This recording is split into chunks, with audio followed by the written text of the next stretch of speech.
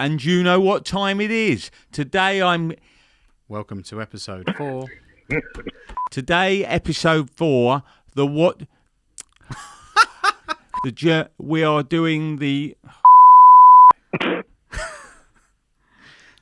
Take 52. Spence, I've only got until 11 o'clock. I booked you till 12, Paul. And I'm going to use this to... If I do this 18 times, I reckon one will be usable.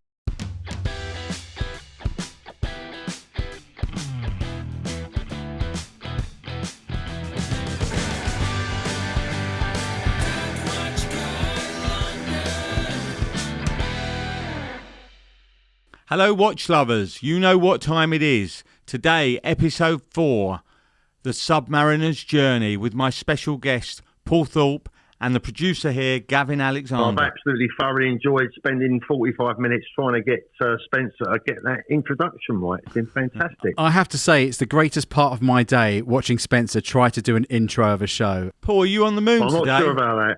I am, mate, yeah. I thought, well, I knew that you was presenting this show, and I thought, no, what better place could I be, and as far away from you as possible. Now, Spencer, the subject today is the Submariner's Journey, where we're going to talk to you two experts all about the evolution of the Submariner, which I take it from all the research you've given me to do over the past week is one of Rolex's most popular watches. Absolutely, Gav. Paul, just going back, I think it was the 5508 from 1953 was the first Submariner. Very lightly. I'm going to be strictly and totally honest with you. You've caught me completely on the hop with this one. I would say that my area of expertise on the Submariner really starts from about the 1980s onwards. Anything further back than that, they start to worry me, but I'm sure you're right. The first Submariner was actually indeed introduced to the public in 1954 at the Basel Watch Fair. Without a date. Yeah. Without a date. And the watch industry really hasn't been the same since. I think we have a picture here of the 6200. Okay, this one was actually sold at Phillips auction house for 465 grand in 2019. I bet you're gutted you didn't buy that one, Spencer. Perhaps you, Spence, can have a look, you boys, and tell me, like, looking at this watch, this was the... does that have the Mercedes hands? Is that right? Yeah, from what I can see, yeah. Yeah, absolutely. That is the Mercedes hands. And with the early ones, Paul, which you would obviously know with this, no shoulder guards. Yeah. I just want to qualify something that I said a little while back, Spencer, is that when we go back to watches of this sort of period, what did you say that watch sold for, Gavin? That sold for $465,000 in 2019 at auction. When we go back pre-5513, pre that to the 5512 and back even further, etc., the 1680s going backwards, I would treat each watch as an individual inspection case and research, because there are so many different variations. There are so many of these watches that have been played with over the years. Now, if someone walked that watch into your shop tomorrow, I don't know about you, but I'm going to hold my hands up and admit straight away, I know that it was worth a lot of money, but I wouldn't know it was worth that much money. Sure. I'd have to do some with further these research. Things, Paul, I mean, I have had quite a few over the times, and like you say, the earlier one, like the 5508, no shoulder guards. Then you got the 5510, 12, and the 5513 was the more popular one. I've got one here to show the viewers. When these sort of things come in, it does take a little while. You've got to look at the hands, the case, because everything. The other difficulty with some of these is that the quality going back in those times was not amazing. So sometimes you had a Friday afternoon watch where the engraver was a little bit tired and the O's looked like zeros or eights weren't quite perfect. And we look at them now in 2021 and say, oh, not very happy with that. You and I know if we get in a watch that's a year old, you look at the rehaul, you look at the engraving, you match the card, job done, you're quite happy with it. Going back to these older pieces is really time-consuming, that the dial hasn't been messed with. Again, you'd expect the dial to be not perfect, but you much prefer the dial not to be perfect than a service dial. And this is what people don't always understand with these things. They just look and say, well, one sold for X and mine must be worth that. But sometimes some of these special pieces are gloss dials, gilt dials, rail tracks, floating Daytona, all this different terminology. And as we know, some of the mistakes are what makes things worth a lot of money. I was going to ask exactly that. If there was a mistake made on a Rolex watch, you said about the print that the O's were slightly bigger. So is that a bit like the golden egg? If you come across one of those, or that's something to be sort of marvelled. Absolutely, Gavin. I mean, there was the Zenith where you had the floating Daytona. Remember that, Paul? Where you had sort of 3 lines and they were all in line, and then there was a gap and Daytona, and that's what that was referred to.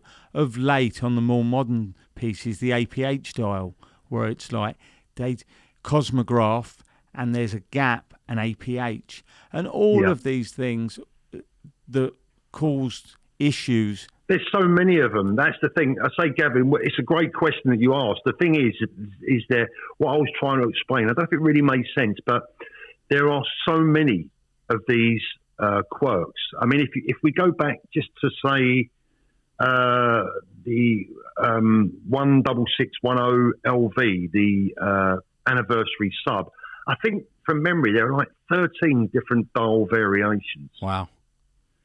Very, very minor.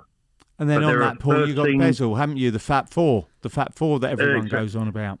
And what I'm saying is, Spencer, is that when a Submariner came into me, if it was something even remotely out of the unusual, I treated every single watch as a completely new investigative case, so that I would investigate that watch, that model reference number, precisely. You kind of build up a whole wealth of knowledge around this one watch that you have in your hand, and that's how you find out if it's really rare, if it's just rare, if it's super rare, because there are no doubt examples of the watch that you just showed us earlier on that sold for just under £500,000.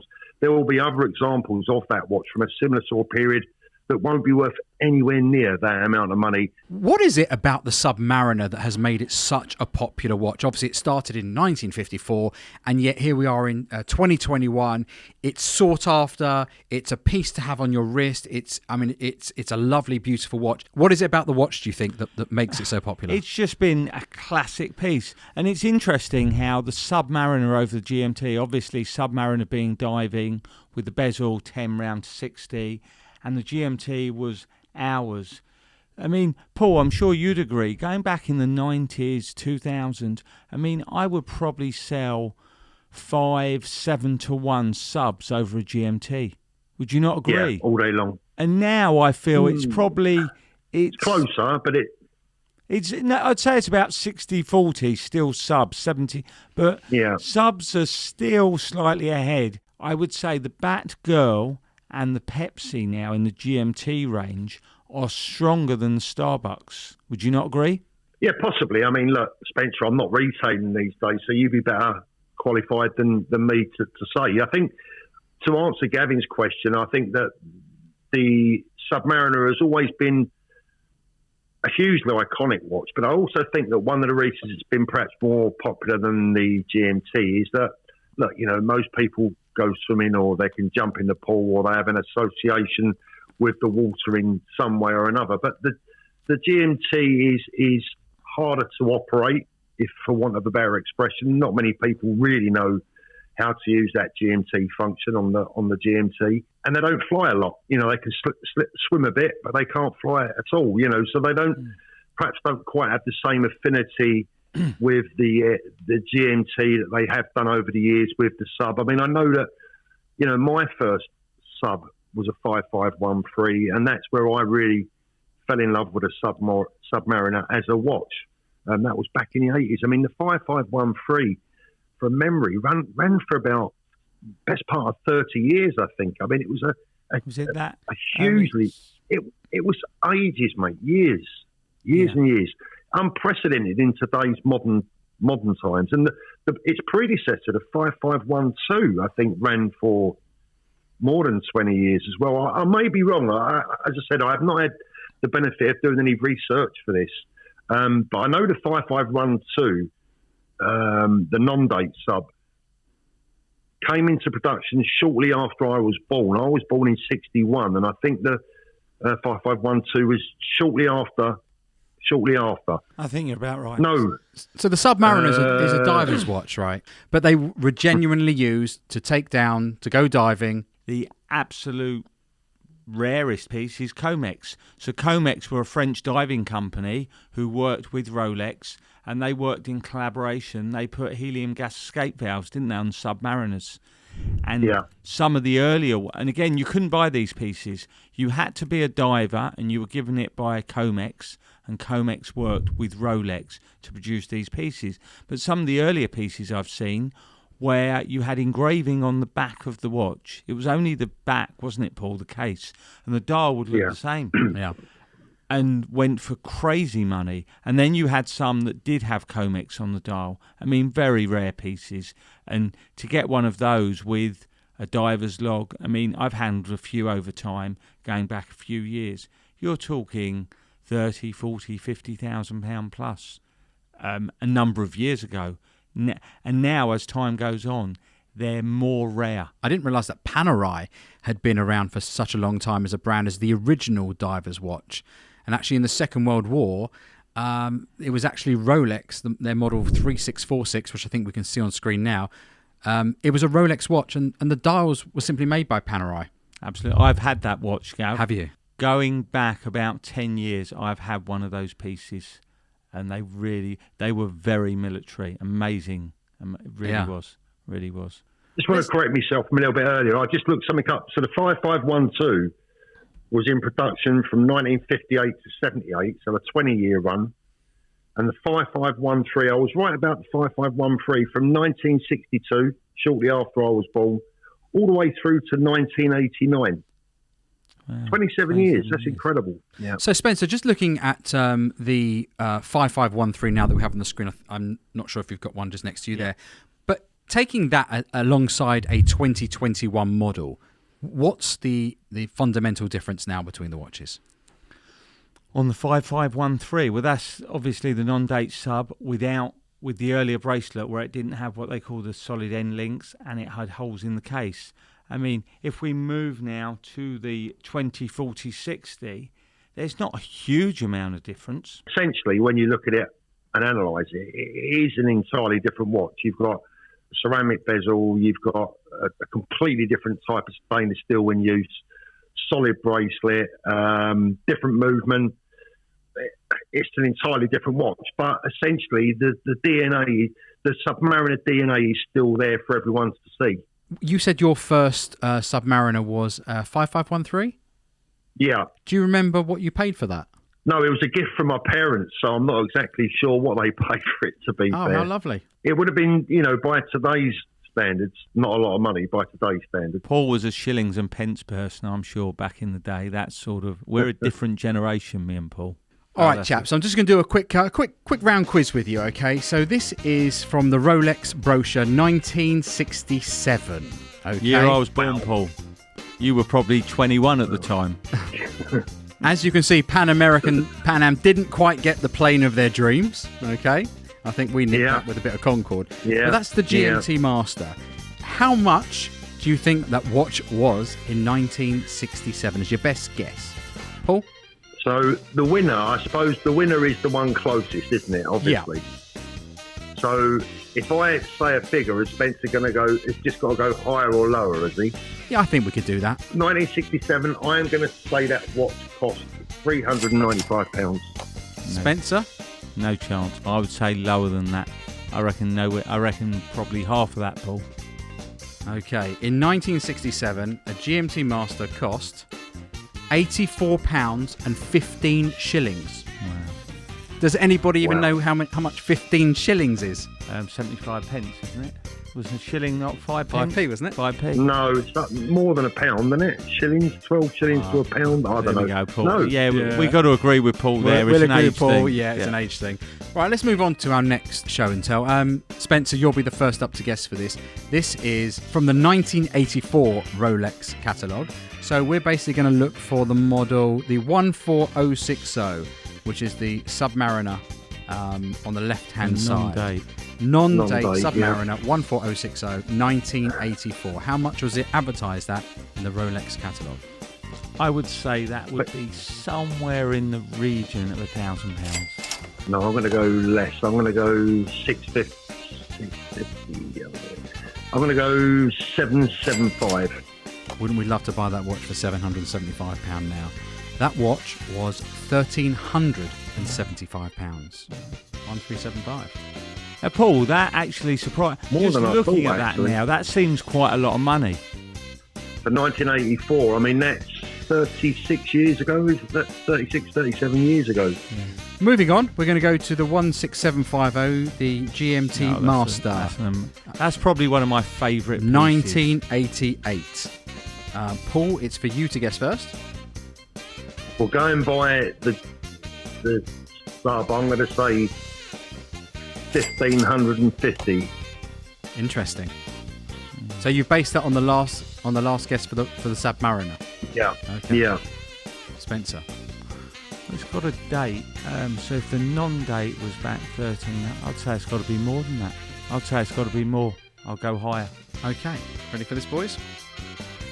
It was £834. Hang on, so the sub non-date Was more expensive. Paul, that doesn't make sense, does it? Doesn't sound right to me. I think we get a price check there. Get a price check. We'll have some of the viewers there doing a price check. Maybe we've got a dodgy catalogue. I was going to say it was your catalogues. Okay, two more to go. Paul, that must have been a buying catalogue. Yeah, that was a BQ buyers in price. There you go. Next one is a 1990 Rolex Submariner 16610. 1990. So it's the 16610 with the date. £2,100. I'd say lower, based on the GMT. And the price for that in 1990 was £1,461. Wow. So that 5513 was expensive. Next I don't up, think we did last very one. well, Spencer. Last one is a 1994, same watch in 1994. So in 1990 it was £1,461. How much was it in 1994? I'd say that's £1,800. 1650. Okay, it was not bad, Spencer. 1870. 1870. There you go. What you would do to buy some of those watches back Paul, then. this could be our new game show, couldn't it? Guess the price back in the day with no access to computers. Yeah, I'll tell you what, mate. I'll have to dig out all my old price lists, will I? And have them sitting on the side somewhere. Yeah. I tell you, I've reserved this as an exclusive for you, for your show. I was going to do it on mine, but I thought I'd exclusively reveal my new weapon as we go into 2021 and we come out of lockdown, Spencer. Have you seen these? Do you know what these are? These are camera glasses. Oh. Okay, and these are going to... Paul? They're going to come into central London. Joe 90. Spencer, you must remember that, Joe 90. Absolutely. I've had worse. No, they're going to go on a little trip with me into central London because I can't go in. All the ADs will kick me out, mate. I'm hoping they might not recognise me with the glasses on and I can film at the same time. Going back to our original topic of conversation, the Submariner, what do you guys think is, for someone who wants to sort of have an entry-level Submariner, what do you think it offers the best value in terms of model number, in terms of quality of watch for someone to buy in the second-hand market now, in terms of pricing and watch? I'd say there isn't one that's great value because they're all everything now. I mean, the 16610 now are sort of £7,000-8,000. There's nothing that's really... the great value was going back to about 2006 when we paid, what were they, Paul? $2,500, weren't they? That's the great... Yeah. Turn the clocks back 12, 13 years. That was the great value. And I would say the answer to that for me would be 14060. Still relatively decent value for money and just such an iconic looking watch, non-date Submariner, an ideal entry-level sub for the first-time sub owner. Lots of hints and tips as to what to look for as far as condition. You know, I've done all that on my channel. But 14060 for me, 14060M, yeah, definitely. As far what as to price being are on they, holiday is Spencer? concerned, Sort of price £7,000-8,000. But Paul, this is spoken about so much now. Years ago, and I was telling Gav the other day, we were talking about different Submariners. Years ago, the non-date was probably 10-1, 15-1. Like everyone had the 16610, didn't they? The sub date was the one, and it was sort of, if you bought the non-date, it was like, oh, we didn't want to spend as much, wanted to save the money, didn't want. But nowadays, it's amazing. The 124060, the new ceramic non-date, everyone looks at them that they love the balance without the date bubble. I'd say it's probably now 3-4-1, where years ago it was 10-1. It was sort of frowned upon, the non-date. It was, it just wasn't. So people like the smoother lines now. Yes. Yeah. They like. I can remember, Spencer, going to a European watch fair one weekend, and I could have come home probably with 20 non-date subs, 14060s. I could have probably come home with 20 for under £2,000 each. Easily. Wow. Yeah. Easily. Well, whenever you looked, when it had been a busy show or dealers had, everyone had the non-dates, and it was always the sub-dates that always sold. I mean, the other thing I mentioned was, I'm sure you'll agree with this, on the GMTs. So the GMTs were nowhere near as good as Submariner. And then if a GMT came in on a Jubilee bracelet, like the older version of this, it was, never sell. You can, and then, and not only that, they were worn. They didn't have a flip lock. You just couldn't sell them. They were they were probably 20-25% less than a watch with an oyster bracelet. And we're not even going back that far, are we? No, sort of 2005, 2008. Yeah, I think still later than that. I mean, I remember 2015, some of the GMTs, they were just starting to pick up then. 2015, 2016. I mean, these crazy prices that we see today is a relatively modern phenomenon, isn't it, really? And, the Daytona's always been up there.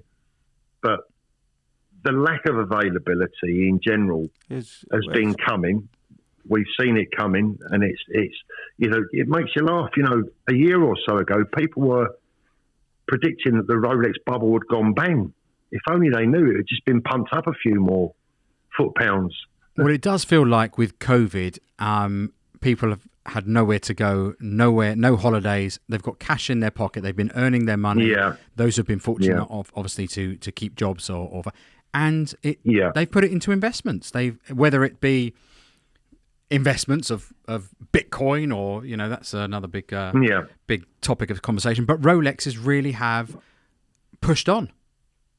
I think the other thing is as well, Gavin, is education and also the publicity surrounding watches as well. Now, I'll give you an example. I've got a friend who owns a bow company. Up until recently, never owned a nice watch, never thought about owning a nice watch. He met with me, we got to know each other, and eventually I told him what I was involved in. I don't tend to tell people particularly what I'm involved in until I know them. And he said, find me a nice watch. He's now on to his third or fourth watch. People become educated. They start watching. There's so much more out there to learn now through the YouTube channels, etc.